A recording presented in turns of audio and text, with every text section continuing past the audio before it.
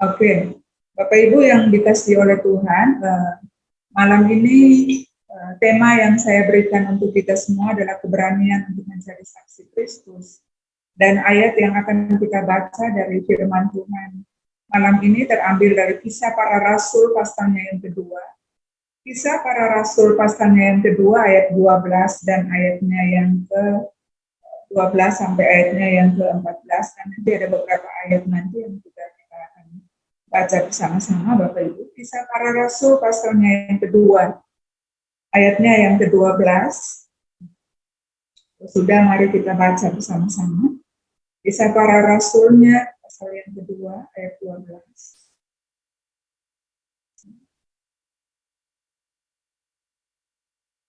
Kisah Para Rasul 2, ayat yang ke-12. Mereka semuanya tercengang-cengang dan sangat termangu-mangu sambil berkata seorang kepada yang lain, apakah artinya ini? Tetapi yang lain, orang lain menyindir, mereka sedang mabuk oleh anggur manis. Ayat yang 14. Maka bangkitlah Petrus berdiri dengan ke-11 rasul itu.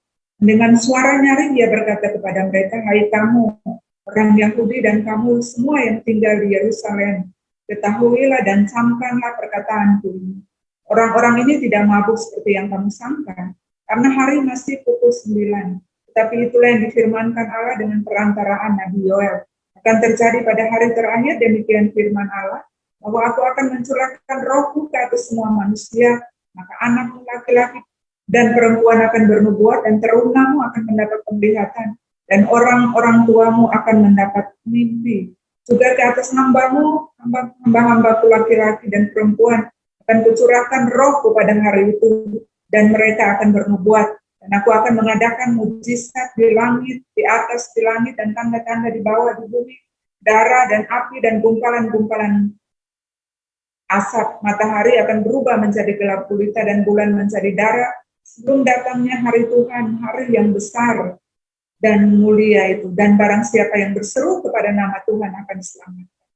Ayat 22, hai orang-orang Israel, dengarlah perkataanku ini. Yang aku maksudkan ialah Yesus dari Nazaret, seorang yang telah ditentukan Allah, dan yang dinyatakan kepadamu dengan kekuatan dan mujizat, dan tanda-tanda yang dilakukan oleh Allah dengan perantaraan dia, di tengah-tengah kamu seperti yang kamu tahu. Nah, Bapak Ibu, sampai di ayat ini nanti Bapak Ibu bisa baca selanjutnya, Bapak Ibu ya, dari ayat ini, tetapi sesuai dengan tema kita, keberanian untuk menjadi saksi, maka nanti beberapa ayat kita akan lihat di sini Bapak Ibu, dan penekanan-penekanannya akan kita lihat di sini sebagai hubungan dari keberanian untuk menjadi saksi. Nah, Bapak Ibu, saudara yang dikasih oleh Tuhan, kalau kita baca Kisah Para Rasul ini, 1 pasal 2 ini, maka kita akan mengerti bahwa murid-murid Tuhan Yesus ini dalam masa-masa yang luar biasa ketika Pentakosta atau pencurahan Roh Kudus itu dicurahkan bagi murid-murid itu. Lalu kita lihat bahwa murid-murid itu mulai melakukan hal-hal yang luar biasa yang sebelumnya mereka tidak pernah lakukan. Mujizat mereka lakukan, bahkan mereka berani ya untuk menyatakan firman Tuhan, mereka berani berkhotbah dan banyak hal yang terjadi. Nah, Bapak Ibu Saudara yang dikasih oleh Tuhan, bicara tentang keberanian untuk menjadi saksi Kristus, maka yang pertama kita harus mengerti bahwa tugas utama setiap orang percaya ini juga dikatakan untuk murid-murid pada zaman Tuhan Yesus dari Kisah Para Rasul pertama ayatnya yang ke-8b, bahwa kamu akan menjadi saksiku bagi Yerusalem, Yudea sampai ke ujung bumi. Nah, tugas ini juga diberikan bukan hanya untuk murid-murid pada saat itu, tetapi kita sebagai orang percaya. Amin, Bapak Ibu, setiap kita ada visi yang Tuhan berikan. Ada tugas penting yang Tuhan berikan bagi kita. Jadi kita ada di bumi ini bukan tanpa tujuan, Bapak Ibu. Kita ada ini bukan tanpa visi dan misi Tuhan, tetapi kita membawa tugas penting adalah menjadi saksi Kristus, Bapak Ibu. Nah, tetapi Bapak Ibu, ini kita harus lihat dalam kehidupan kita bahwa kalau misalkan tugas ini dilakukan untuk dari setiap orang percaya, maka saya percaya gini, kalau semua orang percaya tahu bahwa tugasnya di bumi, misinya di bumi menjadi saksi Kristus, maka saya percaya bahwa bumi penuh kemuliaan Tuhan. Tapi nyatanya sampai hari ini banyak orang yang juga belum kenal Tuhan Yesus. Itu artinya tidak setiap orang menjadi saksi.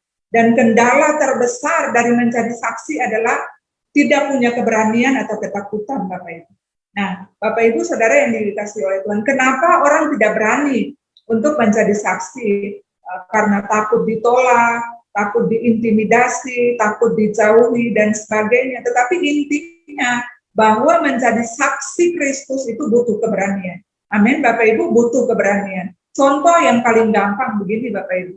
Ketika saudara disuruh bersaksi dalam komunitas, misalkan komunitas kecil ya, saudara di sel-sel grup misalkan, ada orang yang ketika disuruh, bahkan tanpa disuruh pun bisa bersaksi. Dia berani, Bapak Ibu. Tapi ada orang yang didorong, dipaksa-paksa, ya disuruh-suruh, bahkan nggak mau bersaksi. Karena apa? Tidak berani. Maka sekali lagi menjadi saksi itu butuh keberanian. Amin, Bapak Ibu, butuh keberanian. Jadi sekali lagi kalau misalkan semua orang tahu tugasnya ini menjadi saksi, maka saya percaya bumi sudah penuh pengenalan akan Tuhan. Tapi sekali lagi bahwa tidak semua orang punya keberanian, ya keberanian untuk menjadi saksi, Bapak Ibu, karena memang butuh keberanian, Bapak Ibu, untuk kita bicara tentang Tuhan Yesus, untuk kita saksikan apa yang kita ngalami dengan Tuhan. Itu butuh keberanian, karena itu tadi ada banyak hal yang bisa terjadi yang banyak orang takut untuk menerima ini, Bapak Ibu, takut ditolak, takut diintimidasi, takut dijauhi, dan semua alasan-alasan lainnya, Bapak Ibu. Nah, Bapak Ibu, saudara yang dikasihi Tuhan. Tetapi ada orang juga yang punya keberanian, tapi keberaniannya itu konyol, ya kan? Saudara lihat ini, ada keberanian yang bisa negatif, ya seperti ini. Orang melakukan kejahatan itu juga butuh keberanian, kan? Orang mencuri itu butuh keberanian, orang berbohong itu juga butuh keberanian, Bapak Ibu. Benar enggak? Jadi keberanian yang dimaksudkan di sini adalah keberanian yang punya dasar gitu ya. Punya dasar. Nah, dasar keberanian kita tuh apa, Bapak Ibu? Roh Kudus. Amin. Dasar keberanian kita adalah Roh Kudus. Makanya Kisah Para Rasul 1 ayat 8 itu, ketika Roh Kudus dicurahkan, setiap orang itu diberikan kuasa. Amin, Bapak Ibu. Jadi kita tidak akan berani untuk menjadi saksi Kristus kalau bukan karena Roh Kudus. Amin. Sekali lagi, kita tidak akan berani untuk menjadi saksi Kristus kalau bukan karena Roh Kudus. Jadi Roh Kudus adalah kunci utama keberanian kita. Roh Kudus adalah sumber utama dari keberanian kita. Coba Bapak Ibu katakan dulu, Roh Kudus adalah sumber utama, adalah kunci utama keberanian kita. Amin. Itu menjadi dasar yang penting dulu. Sebelum kita berani, kita harus tahu dasar ini bahwa Roh Kudus adalah kunci utama atau sumber utama, bukan dari sumber-sumber yang lain. Karena misalkan kalau sumber yang lain, maka kita akan melakukan hal-hal yang negatif, yang ujungnya kita tidak akan bisa menjadi saksi bagi Kristus. Amin, Bapak Ibu. Nah, kita lihat di dalam Alkitab, tadi kita baca, Bapak Ibu, bagaimana latar belakang murid-murid Tuhan Yesus. Sedikit saya ingatkan Bapak Ibu tentang latar belakang murid-murid Tuhan Yesus. Bagaimana mereka yang sebelum pencurahan Roh Kudus, ketika Tuhan Yesus mati, murid-murid ini semua lari tinggalkan Tuhan Yesus. Bahkan Petrus sempat menyangkal Tuhan Yesus sampai 3 kali. Dia kan sembunyi, Bapak Ibu, tidak berani untuk menghadapi kenyataan. Bahkan ketika dia ditanya oleh seorang anak, ditanya oleh seorang perempuan, Petrus ketakutan, lalu dia menghindar, Bapak Ibu. Bagaimana dalam waktu yang sekejap, waktu yang cepat sekali, Bapak Ibu, itu bisa berubah dari ketakutan menjadi satu keberanian. Petrus bisa berdiri, Bapak Ibu, ayat yang ke-14, maka bangkitlah Petrus berdiri di depan banyak orang, lalu mulai berkata-kata tentang firman Tuhan, apa yang pengalaman-pengalamannya dengan Tuhan, siapa itu Tuhan Yesus. Dia dengan berani menceritakannya di depan banyak orang, Bapak Ibu. Dari mana itu sumbernya? Dari mana datangnya keberanian itu? Nah, satu-satunya sumber, sekali lagi Bapak Ibu, sumber utama atau kunci utama dari keberanian Petrus dan ke-11 muridnya, dan ke-11 murid itu adalah Roh Kudus. Tidak ada yang lain, Bapak Ibu, sebab Kisah Para Rasul 8, 1 ayat 8 menjamin hal itu. Roh Kudus dicurahkan dan murid-murid menerima kuasa. Kamu akan menerima kuasa kalau Roh Kudus turun atas kamu. Dan itu terjadi, Bapak Ibu. Nah, saudara lihat ini. Bagaimana latar belakang murid-murid yang begitu berbeda sehingga mereka ketika Yesus mati, mereka semua lari tinggalkan Tuhan Yesus, bahkan ada yang kembali ke kampung halamannya, melakukan aktivitas-aktivitas yang sebelumnya mereka ketika menjadi murid Tuhan Yesus. Tapi ketika Roh Kudus dicurahkan, mereka bangkit, saudara ya. Mereka kembali, mereka berani untuk bersaksi, mereka berani untuk cerita tentang Tuhan Yesus, siapa itu Tuhan Yesus, memperkenalkan Tuhan Yesus, dan berani untuk menyatakan firman Tuhan, memberitakan firman Tuhan. Bapak Ibu, ayat yang ke-14 kita lihat ini. Kita lihat ayat yang ke-14. Maka bangkitlah Petrus, saudara lihat. Maka bangkitlah Petrus berdiri dan ke-11 rasul itu. Dan dengan suara nyaring dia berkata kepada mereka, hai kamu orang Yahudi dan kamu semua yang tinggal di Yerusalem, ketahuilah dan camkanlah perkataannya. Bapak Ibu lihat ini, Petrus dikenal Alkitab bilang dia seorang orang biasa yang tidak terpelajar, ya kan? Alkitab ngomong Petrus itu orang biasa yang tidak terpelajar. Bagaimana dia dengan berani berdiri di depan orang banyak, orang-orang Yahudi dan orang-orang di Yerusalem, tempat di mana atau kota di mana dia dikenal sebagai seorang pengikut Yesus yang pernah menyangkal Tuhan Yesus. Dia berdiri di tempat yang sama dan Alkitab bilang dia bangkit dan dengan suara nyaring dia berkata kepada orang-orang Yahudi dan orang-orang di Yerusalem yang ada di Yerusalem saat itu. Nah, Bapak Ibu, mari kita lihat keberanian yang dimaksud di sini dari apa yang kita dapat, apa yang kita baca, Bapak Ibu, maka keberanian seperti apa ya? Keberanian seperti apa? Keberanian bagaimana yang dimaksudkan ya? Apa yang terjadi keberanian bagaimana sehingga kita bisa menjadi saksi, Bapak Ibu. Nah, sekali lagi jangan sampai keberanian kita itu keberanian yang konyol, yang tidak sesuai dengan dasar, ya, yang tidak sesuai dengan firman Tuhan. Tapi keberanian yang kita punya adalah keberanian yang berdasar kepada Roh Kudus sebagai kunci utama. Nah, Bapak Ibu, ayat 14 ini adalah salah satu yang kita akan bahas di sini, Bapak Ibu. Yang pertama, lihat ini. Keberanian dari kata ini, saudara, adalah maka bangkitlah Petrus. Ya, maka bangkitlah Petrus. Kata bangkitlah di sini, saudara, lihat kalau kita bicara tentang bangkit, maka kalau kita lihat artinya bangkit itu adalah hidup kembali atau bangun kembali. Nah, apa yang bangkit kembali? Apa yang harus hidup kembali sehingga kita punya keberanian untuk menjadi saksi? Kalau kita kembali melihat kehidupan murid-murid Tuhan Yesus, apa yang membuat mereka berani untuk menjadi saksi? Mereka punya keberanian untuk menjadi saksi, maka ini yang kita dapat.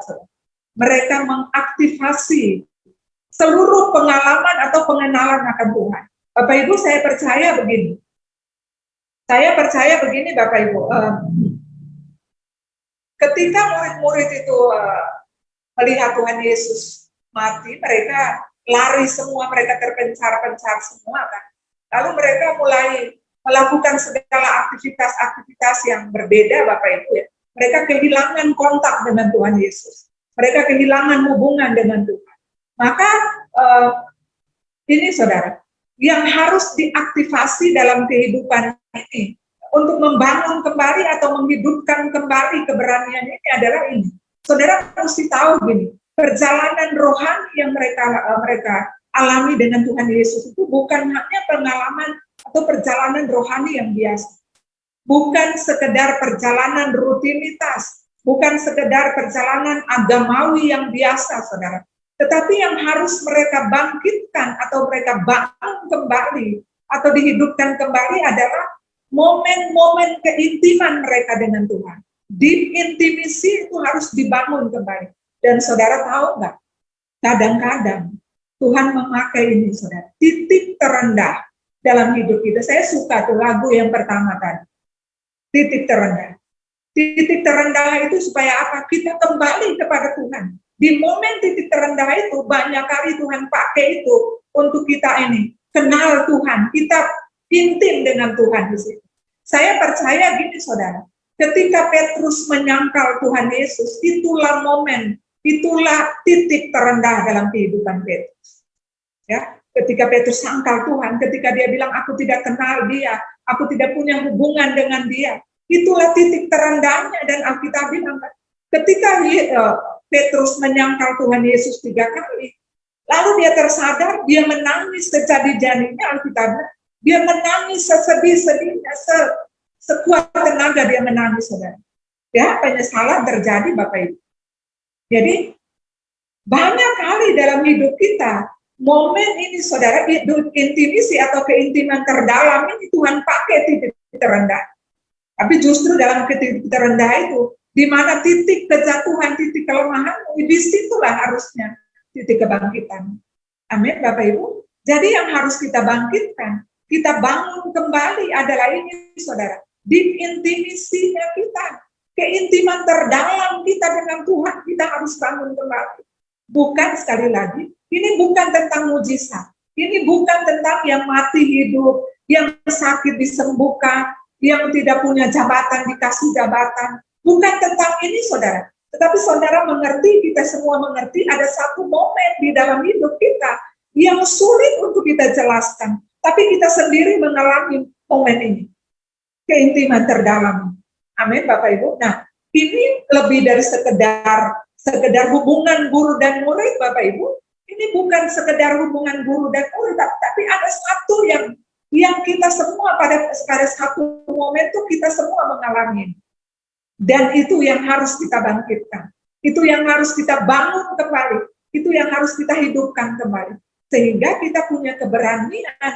Ketika itu muncul kembali, saudara coba saudara ingat. Ketika kita mulai lemah, ketika kita mulai lesu, ketika kita mulai tidak bersemangat, kita ingat kan, kita Tuhan tiba-tiba ingatkan kita tentang momen-momen ketika kita ada di titik terendah itu.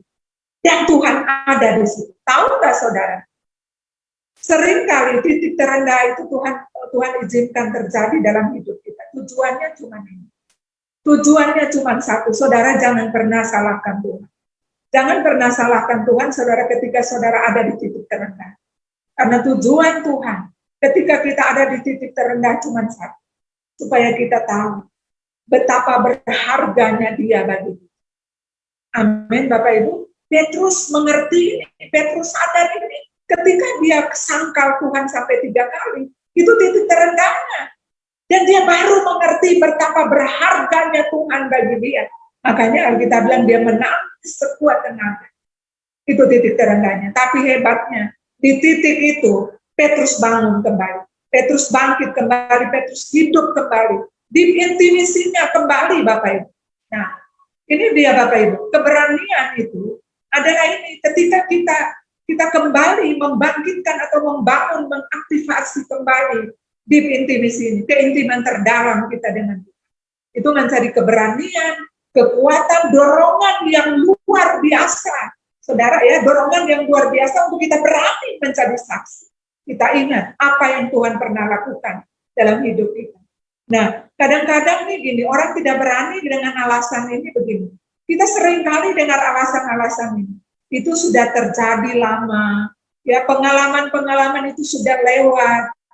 Itu tidak mungkin terulang kembali. Saya pernah, coba perhatikan. Saya pernah ditolong Tuhan. Ya kan? Saya pernah punya hubungan yang manis dengan Tuhan. Cuman sampai di situ, saudara. Kita berhenti di situ. Jadi ketika ada masalah, ada persoalan yang Tuhan izinkan terjadi, kita tidak berani, saudara. Karena kita sudah berhenti di situ. Padahal Tuhan bekerja sepanjang umur kita. Amin. Tuhan bekerja selamanya di dalam hidup kita. Nah, kita harus punya keberanian, saudara, untuk mengaktifasi, menghidupkan, membangunkan kembali momen-momen ini.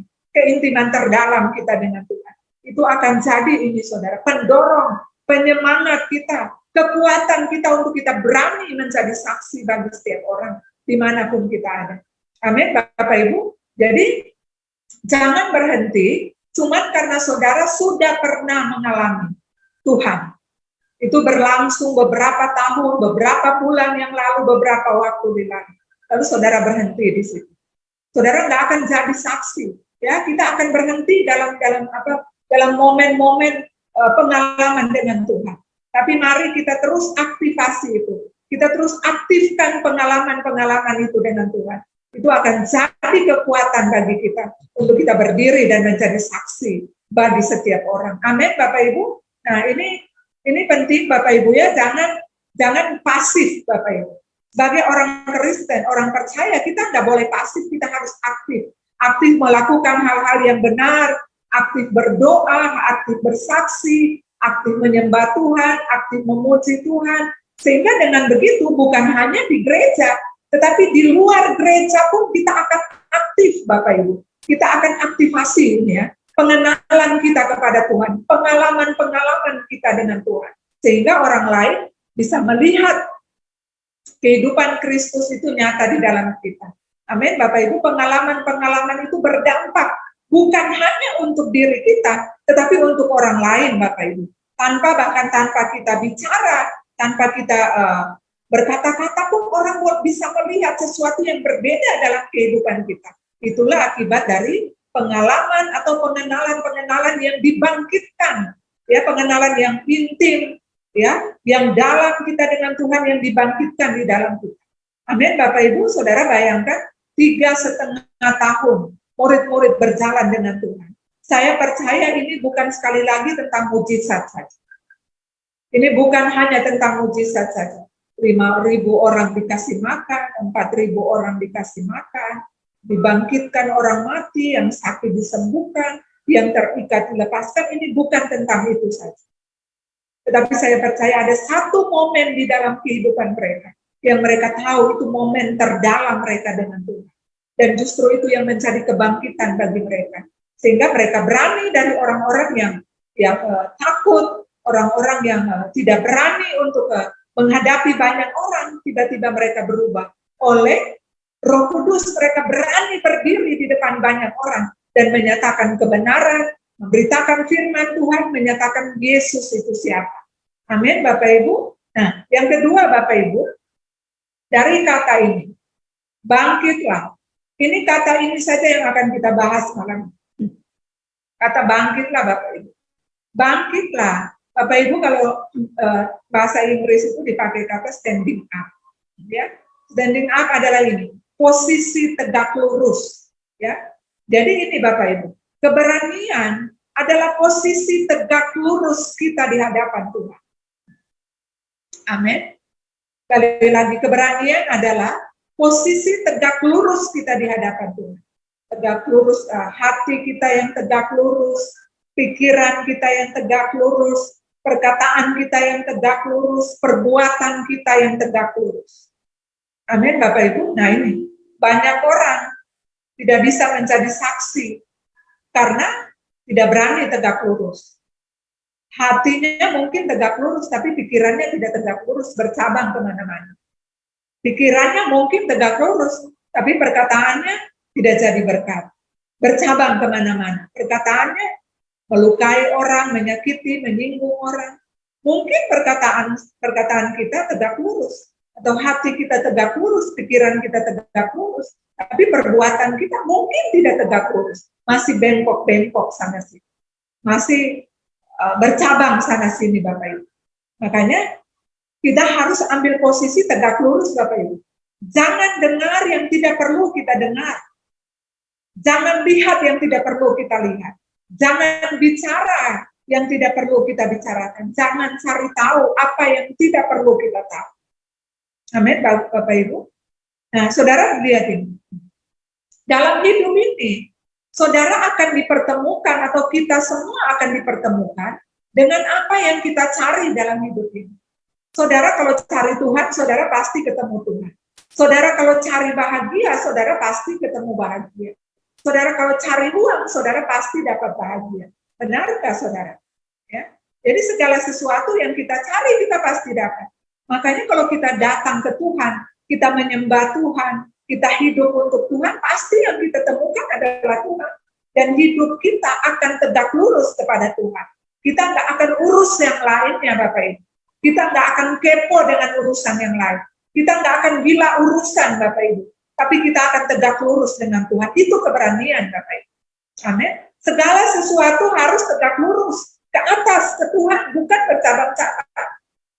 Kita mungkin lurus, saudara ya. Kadang kita lurus, tapi lurusnya tuh bisa ke kanan, bisa ke kiri, bisa ke depan, bisa ke belakang, tidak tegak ke atas.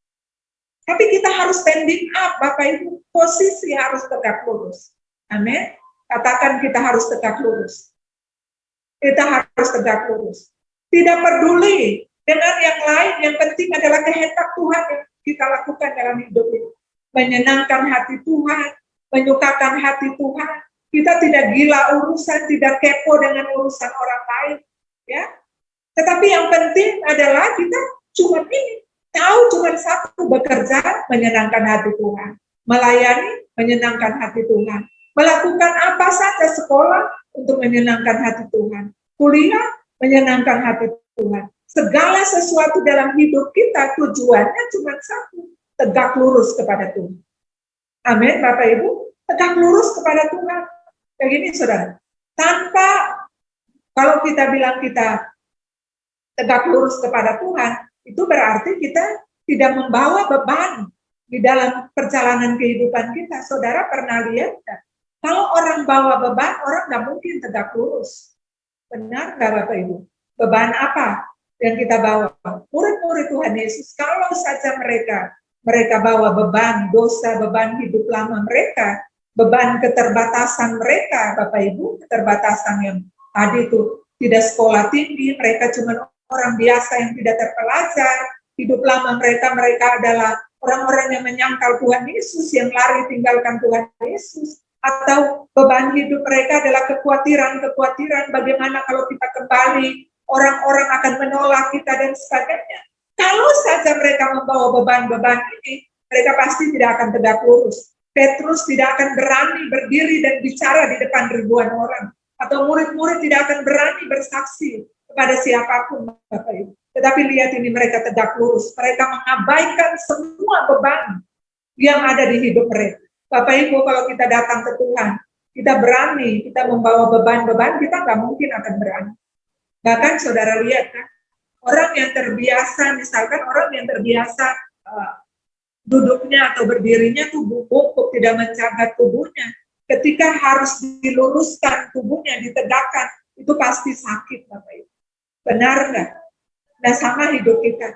Kalau kita terbiasa dalam hidup ini kita tidak tegak lurus, maka ketika kita ditegakkan, luruskan oleh firman, oleh kebenaran, oleh teguran, oleh disiplin, pasti sakit. Pasti sakit, saudara. Ya, benar nggak? Nah, jadi Bapak Ibu Saudara yang dikasihi Tuhan, tidak peduli dengan yang lain, jangan pedulikan yang lain. Tetapi semua yang kita lakukan itu tujuannya satu, hanya untuk menyenangkan hati Tuhan. Mari ambil posisi ini, posisi tegak lurus. Ada di gereja, mari kita tegak lurus. Semua untuk kemuliaan Tuhan. Semua untuk menyenangkan hati Tuhan. Ibadah tegak lurus untuk Tuhan. Semua yang kita lakukan ibadah untuk Tuhan. Pujian tegak lurus untuk kemuliaan Tuhan. Kita nggak perlu lihat orang kiri kanan, suaranya merdu atau suaranya miring kiri miring kanan, suaranya bagus atau tidak, penyembahannya bagaimana, kita nggak perlu Bapak Ibu. Kita tidak perlu lihat.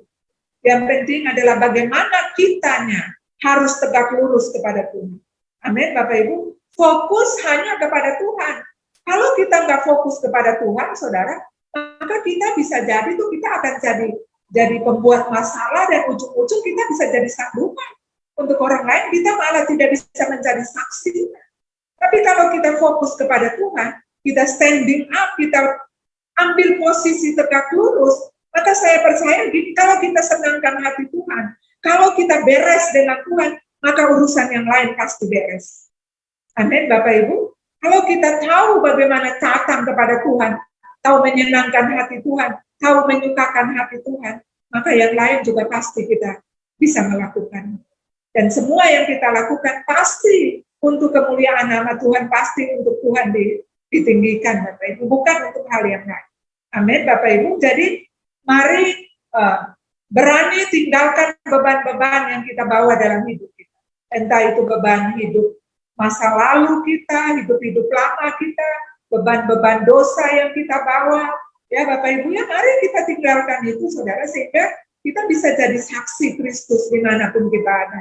Lalu yang kedua, mari tinggalkan keterbatasan kita bilang kan, dalam kelemahan kita, dalam keterbatasan kita, kuasa Tuhan sempurna. Jangan memakai alasan kita, jangan memakai keterbatasan kita untuk kita mencari penghalang untuk kita tidak bisa bersaksi, Bapak. Justru dalam keterbatasan harusnya kita bersaksi supaya orang melihat Tuhan di dalam kita. Amin, Bapak Ibu. Lalu kekhawatiran ini, saudara, apa yang akan terjadi di masa depan, apa yang akan kita makan, bagaimana saya nggak punya pekerjaan, bagaimana rumah tangga saya belum baik-baik, masih berantakan dan sebagainya. Serahkan semuanya kepada Tuhan, tegak lurus saja kepada Tuhan. Mari senangkan hatinya saja, maka Dia yang akan melakukan semuanya kepada kita. Dia yang akan menyelesaikan segalanya untuk kita, Bapak Ibu. Amin, Bapak Ibu. Jadi, sekali lagi, Bapak Ibu, nah lihat ini, ada contoh gini, Bapak Ibu. Saudara lihat dua nama ini, saudara lihat. Adam, ketika dia ada di Taman Eden, itu tuh tanpa beban sebenarnya.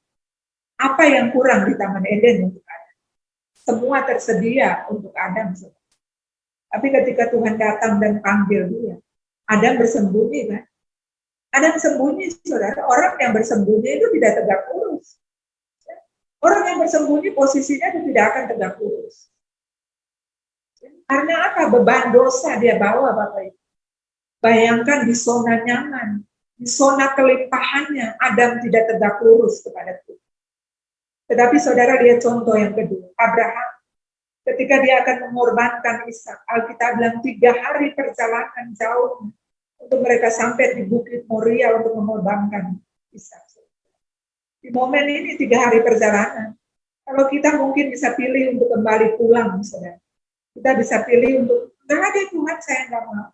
Ini anak satu-satunya, ini harta yang paling berharga. Ini yang Tuhan janji puluhan tahun. Masa saya mau korban? Saya bapak orang tua macam apa, mungkin segala macam pikiran. Tapi saudara lihat, dalam beban yang berat yang Abraham bawa, dia tegak lurus kepada Tuhan. Sampai di detik ketika dia akan mengorbankan Ishak. Alkitab bilang, dia pegang pisau. Lalu ketika itu Tuhan berteriak, Abraham menjawab apa? Ya Tuhan. Saudara lihat itu, dia tetap tegak lurus kepada Tuhan. Dia tidak merubah keputusan, tidak merubah komitmen. Dia nggak bilang, Tuhan, saya tidak akan korbankan, enggak. Tapi dia bilang kata, ya Tuhan. Itu punya arti gini, saya tetap pada komitmen saya. Saya tidak akan mundur selangkah pun dari komitmen saya. Abraham tegak lurus di hadapan Tuhan. Bapak Ibu, 2 contoh ini bagi kita, ini saudara bisa pilih. Saudara mau ada di zona nyaman, tetapi saudara tidak tegak lurus kepada Tuhan. Tetapi betapa luar biasa hebatnya kita kalau kita ada di zona nyaman dan kita tetap tegak lurus kepada Tuhan. Dan lebih-lebih ketika kita dalam masalah, dalam pergumulan hidup pun, itu semakin luar biasa. Kalau semakin ada beban, Tuhan izinkan sesuatu terjadi dalam kehidupan kita. Tapi kita tetap tegak lurus kepada Tuhan. Tuhan yang ditinggikan, Tuhan yang disenangkan, Tuhan yang dimuliakan. Kita tidak fokus kepada persoalan, kita nggak fokus kepada masalah, kita tidak fokus kepada ujian-ujian hidup, tetapi yang kita fokus hanya kepada Tuhan. Kita ambil posisi ini, tegak lurus kepada Tuhan. Amin, saudara. Nah, Bapak Ibu, saudara yang dikasihi oleh Tuhan. Dari ayat ini, saudara lihat ini ya. Kalau saudara nanti baca semua kisah ini, Bapak Ibu, maka kita akan dapat ini. Mungkin saudara akan dapat banyak dari apa yang kita baca ini. Tetapi keberanian, saudara lihat ini. Orang butuh keberanian untuk menjadi saksi, saudara. Keberanian itu hal yang sangat diperlukan untuk menjadi saksi bagi Kristus. Berbuat baik itu juga butuh keberanian. Karena banyak orang, mereka mau berbuat baik, tapi mereka juga tidak berani berbuat baik. Nah itu tapi banyak alasan, saudara. Banyak pertimbangan kalau saya begini, nanti kalau saya begini, bagaimana kalau saya begini, nanti orang ngomong apa kalau saya begini, nanti dibilang apanya. Kita selalu itu bercabang kemana-mana, saudara. Kita lebih pikir, kita lebih peduli dengan perkataan orang, dengan situasi di luar kita, daripada kita tegak lurus kepada Tuhan. Banyak kali dalam hidup ini kita tak pikir perasaannya Tuhan, Bapak Ibu. Yang kita pikir adalah banyak itu adalah perasaan manusia, perasaan orang lain. Kita bisa tidak tega lukai perasaan orang lain, manusia, tapi kita dengan tega bisa melukai hati Tuhan. Benar nggak Bapak Ibu? Malam ini kita belajar Bapak Ibu. 2 poin ini aja saya kasih untuk kita. Yang pertama adalah mari aktivasi seluruh pengalaman pengenalanmu akan Tuhan. Itu momen itu tadi. Deep intimacy, keintimanmu dengan Tuhan, keintiman terdalammu dengan Tuhan, diaktifkan kembali, dibangkitkan kembali, dihidupkan kembali, dibangun kembali, sehingga ada satu kekuatan, satu dorongan, satu keberanian untuk kita bisa berdiri dan menjadi saksi, bahkan di mana saja kita ada, orang bisa melihat Tuhan dalam perkataan kita, dalam sikap, perbuatan kita, dalam seluruh kehidupan kita. Baik kita lagi diberkati, kita belum diberkati, bahkan ketika kita ada di titik terendah sekalipun Bapak Ibu, Tuhan dipermuliakan. Amin Bapak Ibu. Dan yang kedua adalah kita ambil posisi ini, posisi tegak lurus. Itu hati kita tegak lurus, pikiran kita tegak lurus, perkataan kita tegak lurus, perbuatan kita tegak lurus kepada Tuhan. Jangan urusin yang lain, jangan pusingkan hal-hal yang lain. Tetapi mari kita cari tahu apa yang Tuhan senang, apa yang Tuhan mau, apa yang Tuhan suka, itu yang kita lakukan Bapak Ibu. Amin Bapak Ibu. Nah, sekali lagi, apa yang kita lakukan dalam hidup ini? Saudara, mari kita fokus kepada Tuhan. Saya percaya kalau kita fokus kepada Tuhan, maka Tuhan juga yang bertanggung jawab penuh atas seluruh hidup kita. Baik itu masa depan kita, kebutuhan kita hari-hari, bahkan semua yang kita perlukan, Tuhan yang bertanggung jawab penuh. Amin, Bapak Ibu, kalau kita fokus kepada hal yang lain, maka seluruh energi kita akan habis di situ kan? Ya, seluruh energi kita akan habis di situ dan ujungnya kita nggak dapat apa-apa. Justru yang kita akan dapat tuh mungkin persumutan, kita akan capek, kita akan lelah sendiri, lalu ujung-ujung kita mundur, saudara. Kita nggak mau lagi datang gereja, kita nggak mau lagi menyembah Tuhan, kita nggak mau lagi beribadah, kita kecewa dengan Tuhan.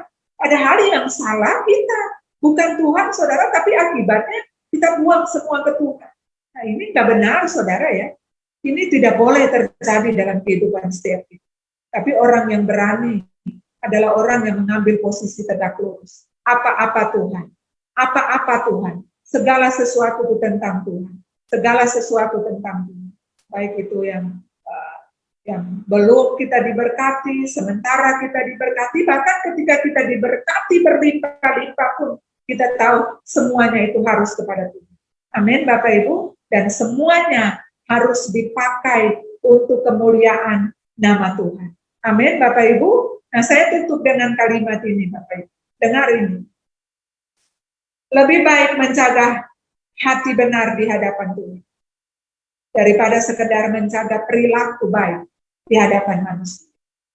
Amin Bapak Ibu, sekali lagi. Lebih baik menjaga sikap hati benar di hadapan Tuhan daripada sekedar menjaga perilaku baik di hadapan manusia. Itulah kebenaran yang sesungguhnya. Itulah keberanian yang sesungguhnya, Bapak Ibu. Kadang-kadang, seringkali, saudara, kita lebih suka tuh menjaga hati manusia yang seperti saya bilang tadi. Ya, sekedar menjaga perilaku baik di hadapan manusia itu sebenarnya banyak motivasi, saudara. Ya, kita baik dengan orang, ya, tapi motivasinya ada. Baik dengan orang supaya orang baik dengan kita. Baik dengan orang supaya kita dapat sesuatu. Baik dengan orang supaya kita diterima. Ya enggak Bapak Ibu. Baik dengan orang supaya begini, A, B, C, D. Tapi kita nggak menjaga hati kita di hadapan Tuhan. Nah itu kita nggak tegak lurus di hadapan Tuhan. Harusnya ketika kita baik di hadapan manusia, itu kita menjaga hati. Baik apapun yang terjadi, kita melakukan segala sesuatu cuma satu, untuk Tuhan disenangkan, bukan untuk hal-hal yang lain. Amin Bapak Ibu. Jadi ini Bapak Ibu, Lebih baik menjaga sikap hati benar di hadapan Tuhan daripada sekedar menjaga perilaku baik di hadapan manusia. Itulah kita menjadi saksi Kristus. Amin, Bapak Ibu. Nah, dua hal ini saya bagikan untuk kita malam ini, Bapak Ibu. Nah, sekali lagi, Roh Kudus adalah kunci utama, ya, sumber utama dari keberanian kita. Roh Kudus adalah dasar dari keberanian kita untuk menjadi saksi. Tanpa Roh Kudus kita nggak mungkin berani, Bapak. Amin. Jadi jangan sepelekan Roh Kudus, jangan anggap enteng Roh Kudus, tapi biarkan Roh Kudus berkarya, dia betah di dalam hidupmu, sehingga membangkitkan keberanianmu, mendorongmu, ya Bapak Ibu, untuk menjadi saksimu. Nah, dimanapun kita ada, saudara, Tuhan dipermuliakan dalam kehidupan. Amin, Bapak Ibu. Nah, ini yang saya bisa sampaikan malam ini.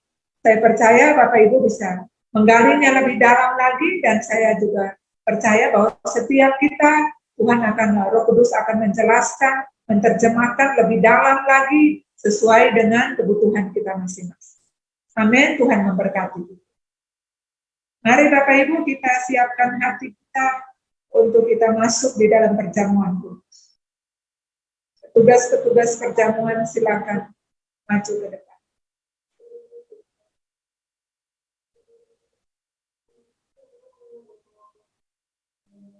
Mari kita berdoa.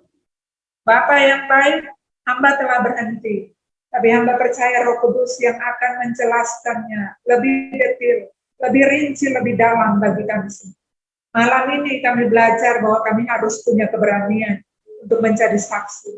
Dan biarlah kami membangkitkan, mengaktifasi semua pengalaman, pengenalan kami akan Tuhan. Intimisi kami dengan Tuhan. Keintiman terdalam kami dengan Tuhan selalu kami aktifkan di dalam hidup kami, sehingga Tuhan Engkau boleh dipermuliakan dalam kehidupan kami. Dan biarlah Tuhan kami mengambil posisi tegak lurus kami kepada Tuhan, segala sesuatu itu tentang Tuhan. Hati kami tegak lurus, pikiran kami tegak lurus, perkataan kami tegak lurus, perbuatan kami tegak lurus, sehingga Tuhan dipermuliakan. Orang melihat kami, orang melihat Tuhan. Kami menjadi saksimu bahwa perkataan kami, perbuatan kami Tuhan. Engkau dipermuliakan. Banyak orang yang datang kepada Tuhan. Terima kasih Bapak. Kami berdoa pakai hidup kami menjadi saksimu sampai ke ujung-ujung bumi. Keberanian itu, Roh Kudus memberikan kami dorongan. Roh Kudus memberikan kami keberanian. Terima kasih Bapak yang baik, terima kasih. Kami bersyukur bahkan malam ini kami akan terima perjamuan kudus. Tuhan kuduskan kami. Layakan kami Tuhan untuk menerima tubuh dan darah-Mu malam ini. Terima kasih di dalam nama Tuhan Yesus. Kami berdoa dan kami siap terima perjamuan kudus malam ini. Haleluya. Amin.